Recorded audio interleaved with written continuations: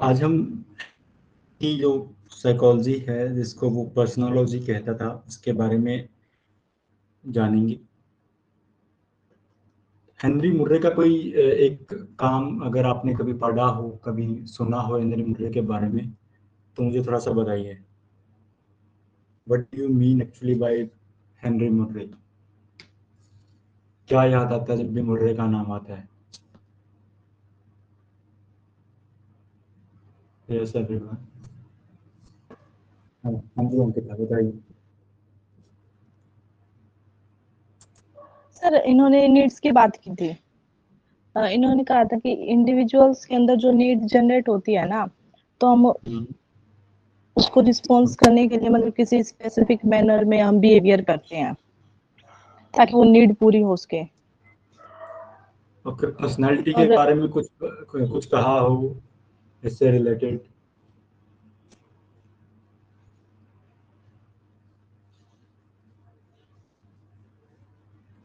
Sir यही कि हर individuals के अंदर मतलब कि जो पर्सनालिटी है वो डिफरेंस होती है, मतलब कि यस किसी को आपने मतलब हाई। ओके ओके, आपने एक वर्ड बड़ा अच्छा यूज किया, इंडिविजुअल, हर एक इंडिविजुअल। हेनरी मुर्रे जब भी पर्सनालिटी को डिफाइन करते हैं तो वो कहते हैं यूनिकनेस की बात करते हैं कि हम हमारे अंदर एक यूनिक करेक्टरिस्टिक है अपने आप को रिप्रेजेंट करने की दूसरे के सामने या एक्सटर्नल वर्ल्ड के सामने। यानी है, मेरा पर्सनल एक करेक्टरिस्टिक है, मेरा पर्सनल एक एटीट्यूड है, मेरा पर्सनल एक पर्सपेक्टिव है अपने आप को दूसरों के सामने प्रेजेंट करने का। पर्सनल का वर्ड यूज कैसे नहीं, जिसकी साइकोलॉजी थी उसको नाम दिया गया था पर्सनोलॉजी, यानी वो इंडिविजुअलिटी की बात करता है।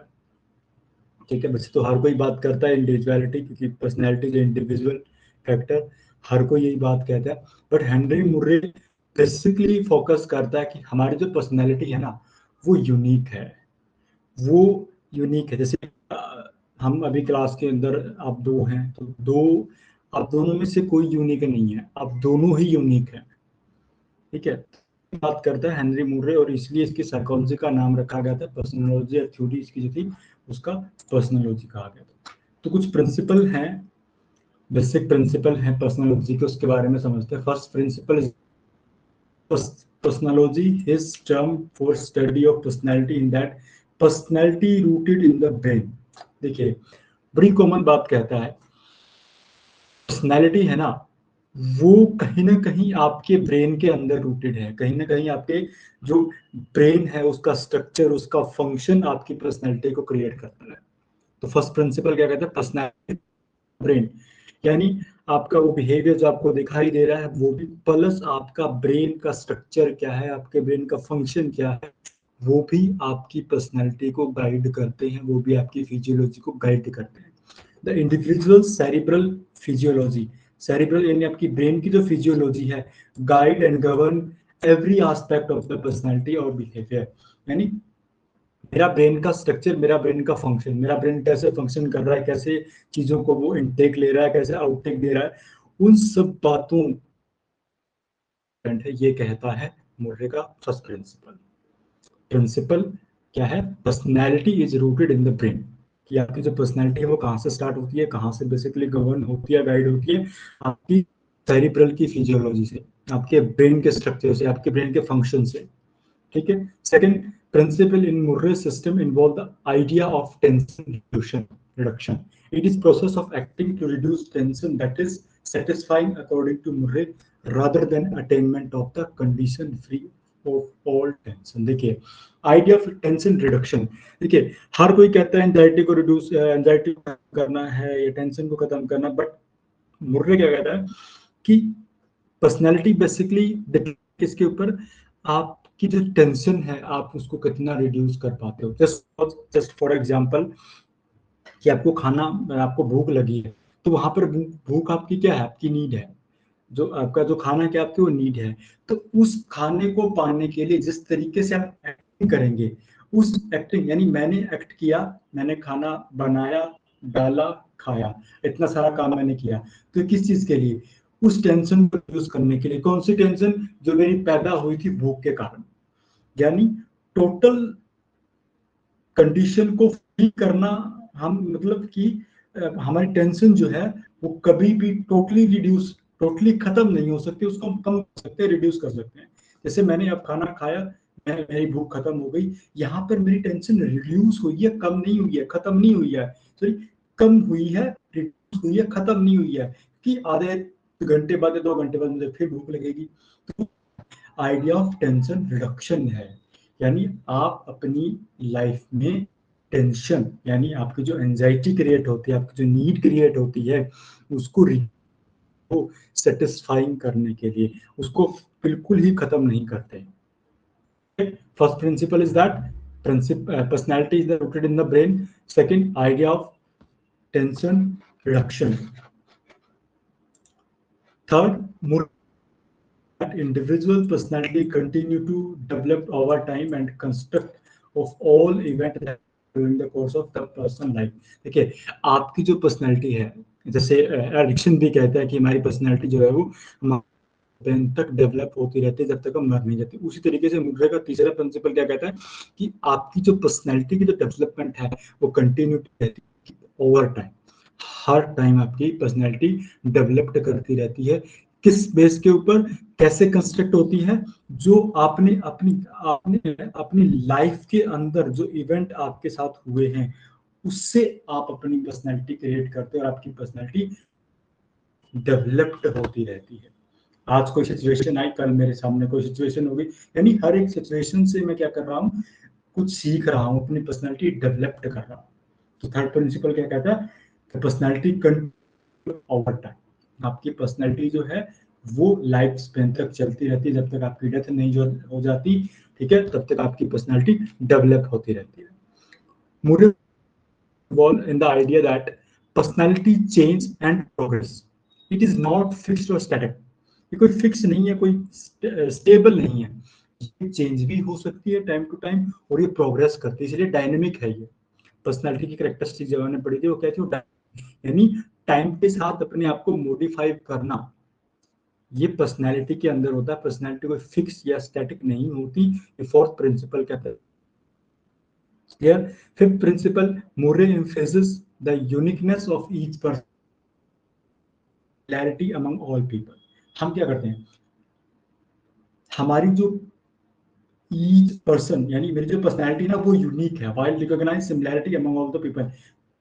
हमारे अंदर क्या है, सिमिलैरिटीज तो हैं, बट इन सिमिलैरिटी के होते हुए भी हम अपने आप में यूनिक हैं। इसलिए फिफ्थ प्रिंसिपल क्या कहते हैं, यूनिकनेस ऑफ ईच पर्सन इस यूनिवर्स के अंदर यूनिक है। हालांकि उनके अंदर कुछ सिमिलैरिटी है, बट फिर भी वो क्या है, अपने।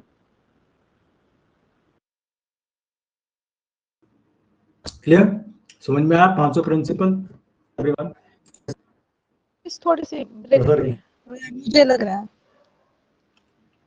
है। ओके, मंजू मेरी आवाज आ रही है क्लियर आपको? Yes sir. ओके, चलिए मैं दोबारा कोशिश करते हैं समझने की। फर्स्ट प्रिंसिपल नहीं सर, वैसे समझ तो आ गया, जैसे बीच में से कट नहीं जाता आई थिंक। चलिए कोई बात नहीं, तो एक बार फिर रिवीजन कर लेते हैं मोटा मोटा। फर्स्ट प्रिंसिपल क्या है, personality is the rooted in the brain. हमारी पर्सनालिटी हमारे ब्रेन के स्ट्रक्चर और फंक्शन पर डिपेंड है। आपका ब्रेन का कैसा स्ट्रक्चर है, कैसे आपका ब्रेन फंक्शन कर रहा है, ये आपकी पर्सनालिटी कहीं ना कहीं निर्धारित करता है। Second principle, idea of tension reduction. हमारी जो टेंशन एंजाइटी है, हमारी जो नीड है वो रिड्यूस होती है, ना कि वो खत्म होती है, ठीक है। थर्ड प्रिंसिपल की हमारी जो पर्सनालिटी है वो कंटिन्यू डेवलप होती है, रहती है हमारी लाइफ स्पैन के अंदर।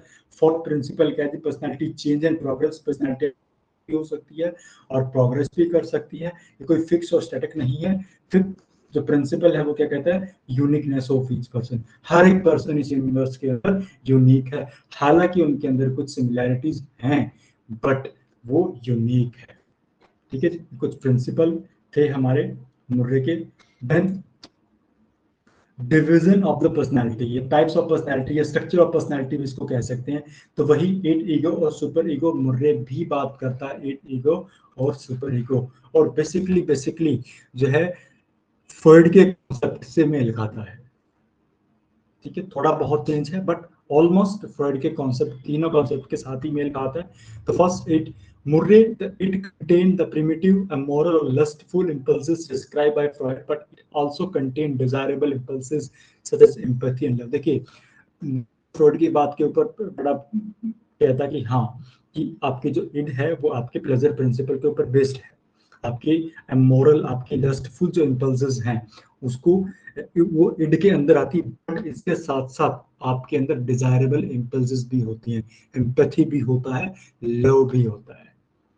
जो फ्रॉइड कहता था ना कि it is totally depend on the of the need, totally unconscious, but ये कहता है टोटली अनकॉन्शियस पे नहीं होता, कुछ पार्ट कॉन्शियस का भी होता है जहां पर हमारे डिजायरेबल इम्पल्सेस आते हैं, जैसे एम्पैथी या लव। ठीक है, बच्चे क्या हैं और सिर्फ इड ही नहीं दिखाते, वो कहीं ना कहीं एम्पैथी भी दिखाते हैं और कहीं ना कहीं लव भी दिखाते हैं, ये कहता है Murray. It provide energy and direction of our behaviour and is concern with the motivation.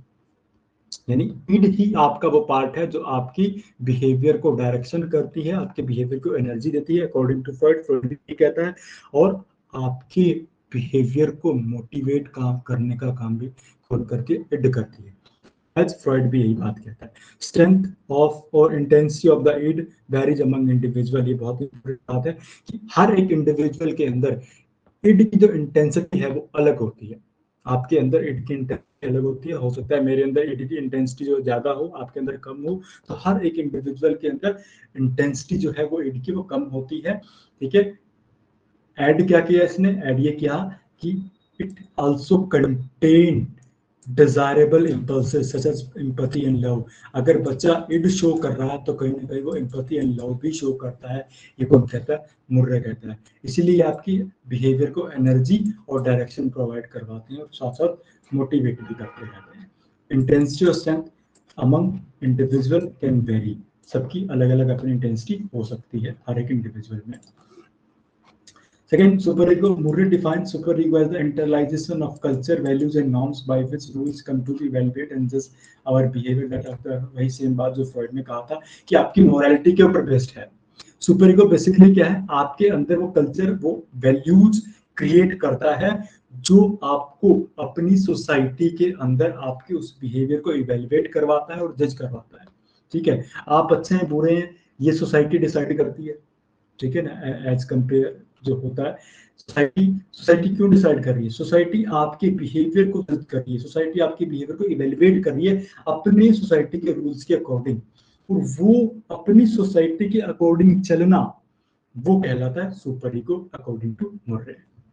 Continue develop throughout the life. Super ego lifetime पर हमारी क्या होते थे, डेवलप होते थे, reflecting the greater complexity and sophistication of our experience as we grow older. जैसे जैसे हम बड़े होते जाते हैं, ये जो सुपर ईगो हमारे अंदर ना बहुत से कॉम्प्लेक्स बिहेवियर क्रिएट करना शुरू कर देती है।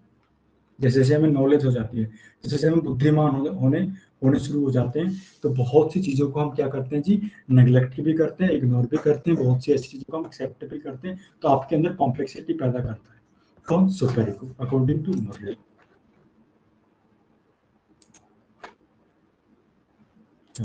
एक सेकेंड,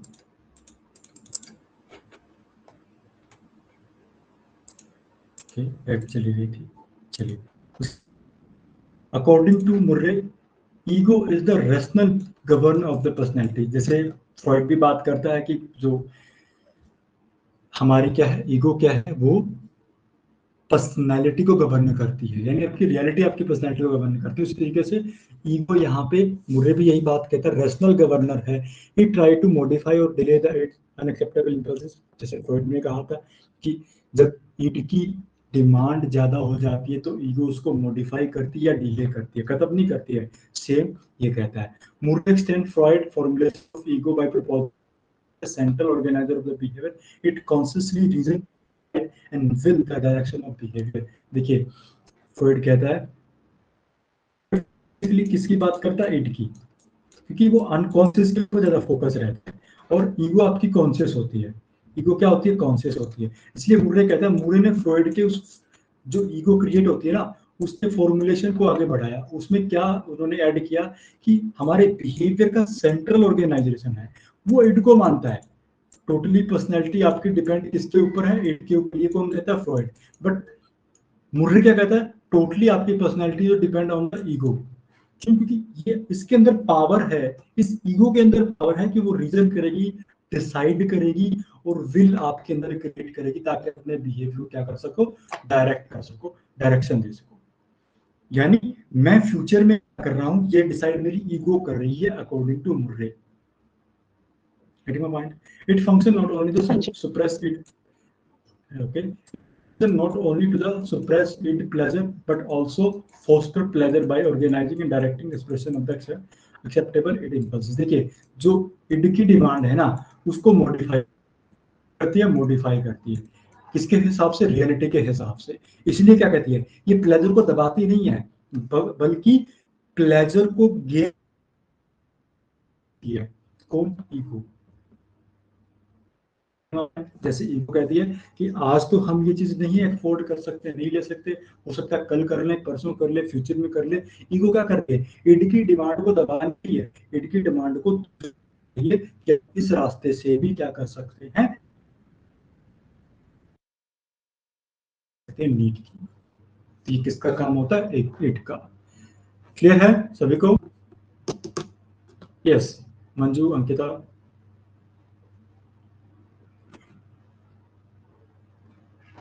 चलिए नेक्स्ट चलते हैं आगे।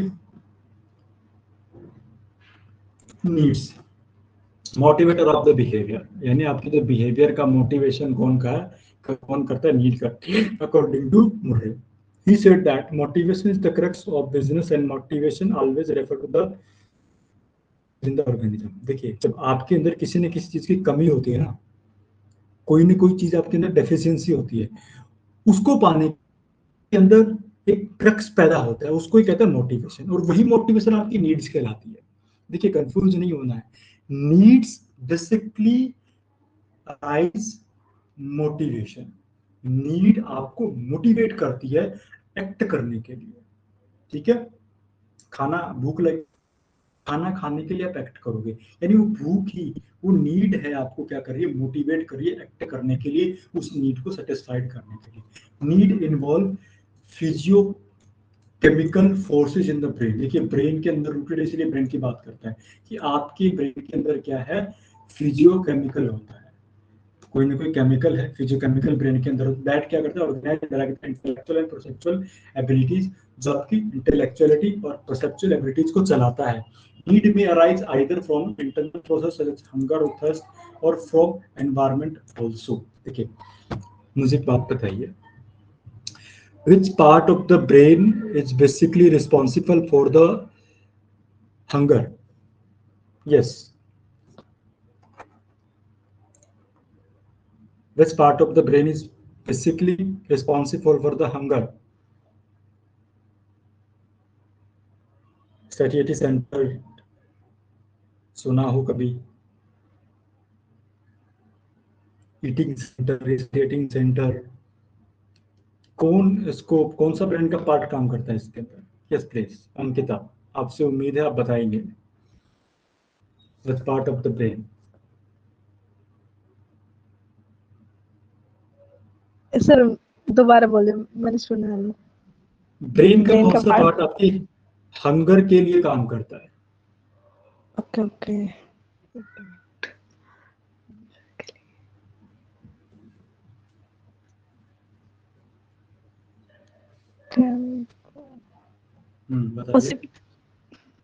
ध्यान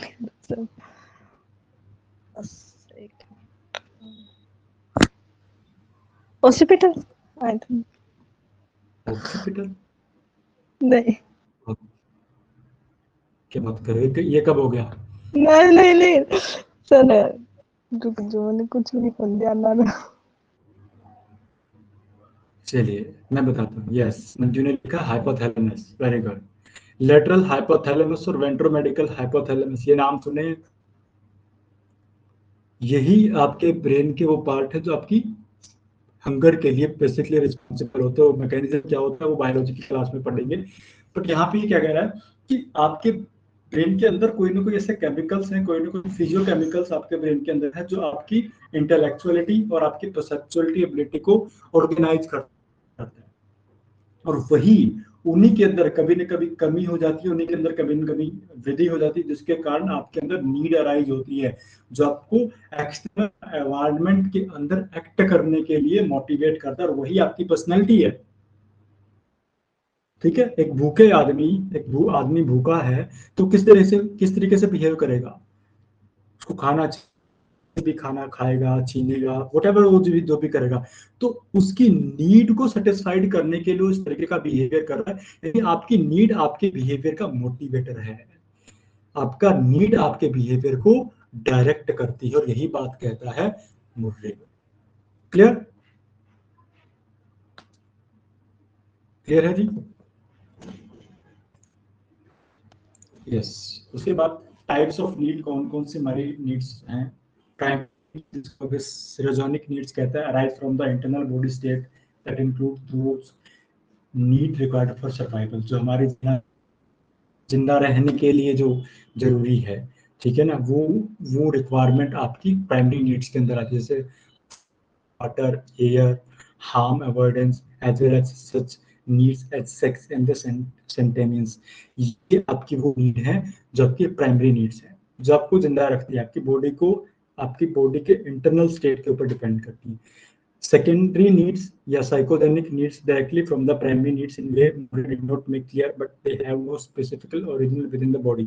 देखिए, जिस इसका body with in the body कोई ऐसी खास उसकी जरूरत नहीं होती, लेकिन फिर भी हम उसके लिए क्या करते हैं, सेकेंडरी, वो हमारी सेकेंडरी नीड्स होती है। जैसे अब मैं हैप्पी रहना चाहता हूँ, साइकोजेनिक नीड्स, मैं हैप्पी रहना चाहता हूँ, हर कोई चाहता है अपनी लाइफ में वो हैप्पी रहे, वो सैड ना हो। तो ये हैप्पी रहना, सैड रहना, ये कहीं ना कहीं प्राइमरी नीड्स नहीं है, क्योंकि ये सर्वाइवल, आप खुश हो, आप सैड हो, वो सर्वाइवल आप कर रहे हो। बट ये आपकी वो नीड्स है, कहीं ना कहीं आपकी प्राइमरी मेमोरीज को, आप सॉरी, आपकी प्राइमरी नीड्स को क्या कर रही है, डायरेक्ट कर रही है। अब मैं खुश हूं तो मैं खाना खाऊंगा, अगर मैं दुखी हूं तो मैं खाना नहीं खाऊंगा। तो कहीं ना कहीं आपकी प्राइमरी नीड्स को वो क्या कर रही है, टेम्पर कर, उसको हम कहते हैं सेकेंडरी नीड्स या साइकोजेनिक नीड्स, जो आपकी क्या होती हैं, साइकोलॉजिकल नीड्स होती हैं, खुश रहना, उदास में होना, हंसना, रोना नहीं। तो it is all about your secondary needs. उसके बाद reactive needs involve the something specific in the environment are aroused only when the object appear. Harm avoidance need appear only when threat is present. ठीक है, जो at the moment आपकी active हो जाए, जैसे harm avoidance है, आप चल रहे हैं, आपको ठोकर ना लगे, आप उससे बचने की कोशिश करते, तो वहां पे क्या है, आप अलर्ट हो गए, आपको कोई चीज अपीयर है, ऑब्जेक्ट अपीयर है, उसको देख के आपके अंदर आपकी नीड पैदा होती है, उसको कहते हैं reactive needs. Reactive needs does not depend on the presence of particular object, they are spontaneously need illicit appropriate behavior. For example, hungry people look for the food to satisfy their need, they do not। यहाँ पर जब आपको भूख लगी है तो आपको खाने के लिए क्या करते हो, अपनी नीड को सेटिस्फाइड करने के लिए खाना को देखते हो। वहां पे आप वेट नहीं करते कि कोई स्टिमुलस दिखेगा या खाना आपको दिखेगा तो आपको भूख लगेगी। तो कहीं ना कहीं आपकी जो प्राइमरी नीड्स है वो प्रोएक्टिव नीड्स होती हैं, और आपकी जो सेकेंडरी नीड है वो कहीं ना कहीं आपकी रिएक्टिव नीड्स होती हैं। Clear? Yes everyone? Proactive, reactive, हाँ जी। प्राइमरी और सेकेंडरी। उसके बाद कुछ नीड्स की हमारे कैरेक्टरिस्टिक होते हैं, यहाँ से क्वेश्चन बहुत बात आता है। मैंने खुद 4 या 5 बार क्वेश्चन देखा है, एज इट इज ये स्टेटमेंट लिखी हुई होती है, situation in which one need is activated to aid the satisfaction of the another need is called substitution। ठीक है ना, ये बहुत बार आता है। substitution क्या है, स्टेटमेंट के ऊपर फोकस कीजिए। Situation in which one need is activate, जब आपकी एक नीड एक्टिवेट हो जाती है तो वो क्या करती है, aid in the satisfaction of another need, वो आपकी दूसरी नीड के सेटिस्फेक्शन के अंदर काम करती है। उस सिचुएशन को हम कहते हैं सब्स्टिट्यूशन। क्या कहते हैं, सब्स्टिट्यूशन। अब खाना खा रहे हैं तो हमें क्या है, कुछ न कुछ पीने का भी चाहिए साथ में, यानी एक नीड दूसरी नीड को क्या कर रही है, जन्म दे रही है, सेटिस्फाइड होने के लिए, उसको हम कहते हैं subsidiation. Second, press, the influence of the environment and past event on the current activation of need. आपकी जो नीड एक्टिव हुई है उसके ऊपर आपके एनवायरनमेंट का और आपके पास्ट इवेंट का या पास्ट एक्सपीरियंस का उसके ऊपर क्या प्रभाव पड़ता है, उसको हम कहते हैं प्रेस। ये भी पेपर में आया है। प्रेस एंड थीम, सब्सिडिएशन, एक नीड दूसरी नीड के सेटिस्फेक्शन में हेल्प करती है, उसको हम सब्सिडिएशन कहते हैं। प्रेस, जब आपकी नीड होती है, तो सपोज अब आपको खाना खाना है, ठीक है, तो खाना खाने के लिए आपका एनवायरनमेंट, क्या एनवायरनमेंट में खाना प्रेजेंट है, क्या मुझे बनाना पड़ेगा, अगर मैं बनाऊंगा तो क्या क्या हो सकता है, पास्ट इवेंट आपके साथ काम करेंगे। तो आपका एनवायरनमेंट और आपके पास्ट एक्सपीरियंस आपकी उस करंट नीड की एक्टिवेशन को इन्फ्लुएंस करते हैं, उसको कहते हैं press. Third is theme, combination of press, environment, need, personality that bring order to our behavior। जब ये दोनों, ये क्या, आपकी प्रेस यानी आपका एनवायरनमेंट और आपकी नीड दोनों एक साथ कॉम्बिनेशन में काम करते हैं, उसको आपका बिहेवियर चल रहा है, उसको कहता है थीमा। तो याद रखना ये तीन क्वेश्चन बहुत बार आते हैं, सिचुएशन, प्रेस, एनवायरनमेंट और थीमा। आपकी एनवायरनमेंट और आपकी नीड यानी पर्सनैलिटी दोनों मिलकर आपके बिहेवियर करते हैं, उसको कहते हैं थीमा। तो क्या कहते हैं थीमा। क्लियर है एवरीवन? क्लियर? हाँ जी। All about Henry Murray theory of personology. Please.